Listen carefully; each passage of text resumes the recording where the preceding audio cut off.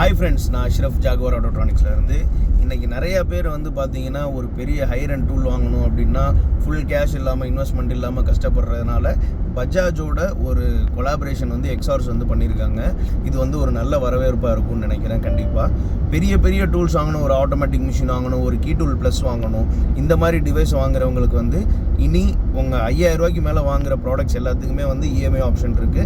டைரக்டா பஜாஜ் ஃபைனான்ஸ்ல இருந்து லாகின் பண்ணி ஹசல் ஃப்ரீயா வந்து உங்களுக்கு கிரெடிட் வந்து கிடைக்கும்.